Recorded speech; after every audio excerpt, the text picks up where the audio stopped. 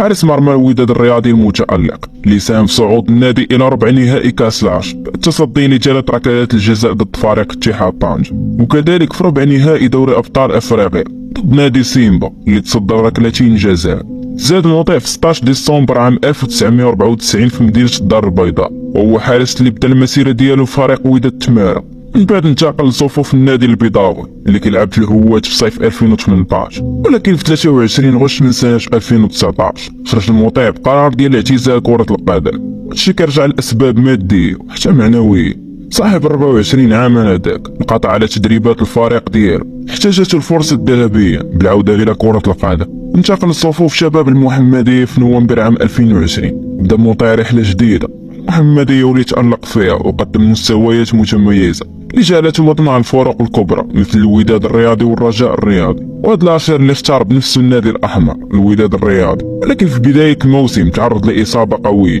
اللي حرمته من المشاركة مع الوداد، احتاجته الفرصة الذهبية بعد إصابة الدولي المغربي أحمد رضا التقناوتي الحارس الأساسي للوداد الرياضي اللي تصاب معسكر المنتخب المغربي قبل مواجهة البرازيل الودية اللي دار فيها عملية جراحية واستبعادته عن الملاعب حتى نهاية الموسم. مطيع اللي لقى نفسه الحارس الأول للوداد الرياضي في وقت حاسم من الموسم، لكن هذا الأخير ما خيبش دار الجمهور الودادي وتألق مباراة كأس العرش ضد اتحاد طنجة صدى فيها الثلاث ركلات الجزاء، وكذلك ضد فريق سيمبا اللي تصدى الركلتين الجزاء وساهم في صعود النادي إلى نصف نهائي دوري أبطال أفريقيا، ولا غيتلاقى فيه الوداد مع فريق سان داونز، الفريق اللي كانت كل الترشيحات كتصب في الصالح ديالو، خصوصا بعد التعادل السلبي اللي كان مخيب، وهادشي اللي خلى الكل يعطي بطاقة التأهل لسان داونز إلى النهائي. لكن المطيع وزملائه كان عندهم رأي آخر واللي بالعزيمة والإصرار المحاربة من أجل الألوان القميص ومن أجل رفع الراية المغربية. قدر المحاربين يجيبوا التعادل مع سان داونز 2-2 بلادهم في جنوب أفريقيا،